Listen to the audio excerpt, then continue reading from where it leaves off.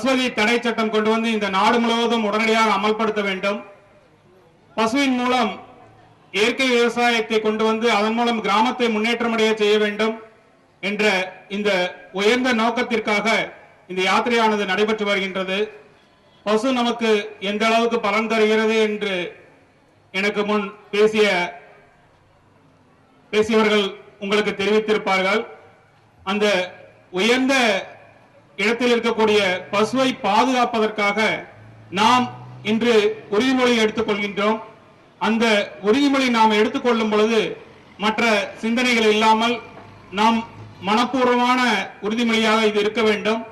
இன்று எடுத்துக்கொள்ளக்கூடிய இந்த உறுதிமொழியானது இனி வரும் காலத்தில் நம்முடைய வாழ்க்கையில் இந்த உறுதிமொழியை நடைமுறைப்படுத்தவும் நாம் முயற்சி செய்ய வேண்டும் என்று கேட்டுக்கொண்டு அனைவரும் எழுந்து நிற்குமாறு கேட்டுக்கொள்கின்றோம்.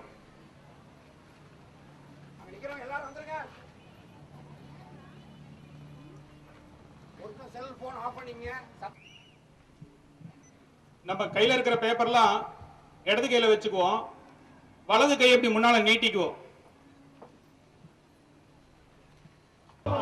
வந்தே கோமாதரம், வந்தே கோமாதரம், வந்தே கோமாதரம், வந்தே கோமாதரம்.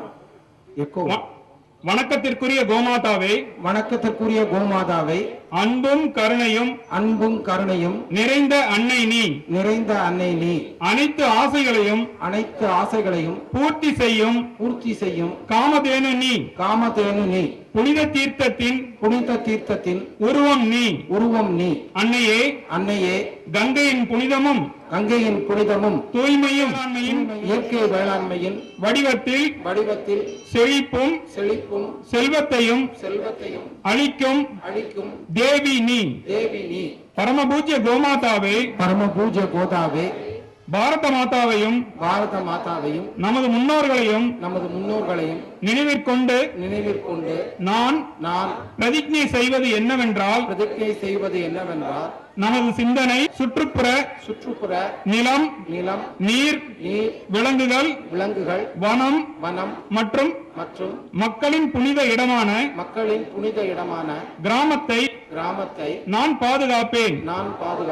அந்த கிராமத்தை முன்னேற்றமடைய செய்வதற்கும் தொண்டு செய்வதற்கும் எப்போதுமே ஆற்றல் மிக்கவனாக இருந்து சமுதாயத்தில் உன்னுடைய பெருமையை மீண்டும் நிலைநாட்டுவேன். என் கிராமம் தான் என்னுடைய புனித சேத்திரம் என்றாக வேண்டும். பாதுகாத்து அதை அழகாகவும் தன்னிறைவுள்ளதாகவும் ஆக்குவதற்கு முயற்சி செய்வேன்.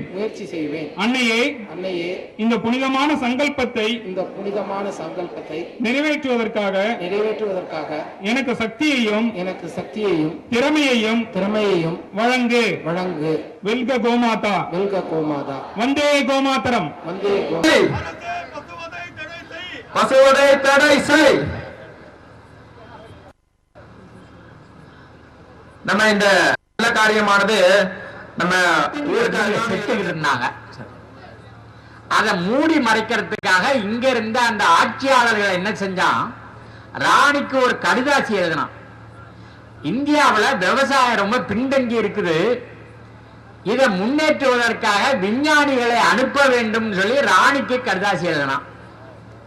அந்த ராணி அனுப்பின விஞ்ஞானி இங்க வந்திருக்கிறான். அவன் பேரு ஜான் அகஸ்டஸ் வால்கர்.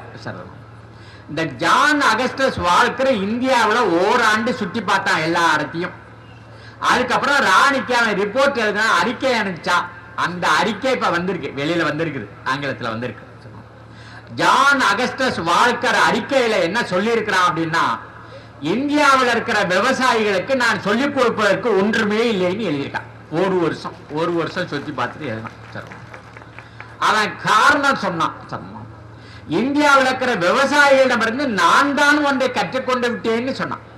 அது என்ன சொன்னா, கனமா மழை பெய்யற நேரத்தில் இந்த மண்ணு கெட்டியாயிடுது, வேர்ல காத்தோட்டம் இல்லாம போயிடுது. இதை புரிந்து கொண்ட விவசாயி களக்கொட்டை எடுத்துக்கிட்டு நிலத்துக்கு ஓடுறாரு, நிலத்தை கிளறி கொடுக்கிறாரு. இதை அவர்கிட்ட கத்துக்கிட்டேன். பயிருக்கு வேர்ல காற்றோட்டம் வேண்டும் என்பதை இந்திய விவசாயம் நான் கற்றுக்கொண்டேன்னு சொல்லி ஜான் அகஸ்டஸ் வாழ்க்கை எழுதும். அதுக்கப்புறம் அவன் என்ன எழுதுறான்னாக்க, இந்தியாவுக்கு இங்கிலாந்துல இருக்கிற எந்த மாடும் தேவையில்லைன்னு எழுதியிருக்கான்.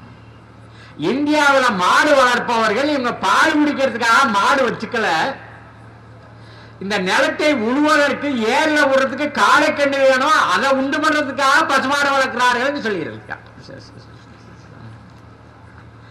அவர்கள் எரும மாடு வச்சிருக்கிறான். அந்த எரும மாடு கலக்கிற பால்ல வர்ற வெண்ணெய் இங்கிலாந்துல இருக்கிற மாடு கொடுக்கிற வெண்ணெயை விட அதிகமா இருக்குது. ஆகையினால நாம மாடை இந்தியாவுக்கு கொடுக்க வேண்டியதில்லைன்னு இன்னும் குறிப்பிட்டு எழுதினான். இந்த தமிழ்நாட்டுக்கு பக்கத்துல இந்த நெல்லூர் இருக்கு. நெல்லூர் பசு ஒண்ணு சென்னையில ராயப்பேட்டையில பார்த்தேன், ராணுவ முகாம்ல பார்த்தேன். அது அங்க 9 கிலோ பால் குடிச்சுக்கிட்டு இருக்குது. சரி, இன்னும் கொஞ்சம் பறிச்சு விட்ட புண்ணாக்கெல்லாம் நல்லா வச்சாங்கன்னா இன்னும் கூட கறக்கிறதுக்கெல்லாம் வாய்ப்பு இருக்குது. ஆகையினால இங்கிலாந்து இருந்து மாட்டை இறக்குமதி பண்ண வேண்டியதில்லைன்னு முதல் பகுதியே எழுதுறேன். அதுக்கு மேல என்ன செய்யறான், நான் அந்த கொங்கு மண்டல பகுதிகளில் கொஞ்சம் பயணம் பண்ணேன். அவர்கள் இந்த மாடுகளை குடும்பத்தில் ஒருவராக பராமரிக்கிறார்கள் சொன்னான்.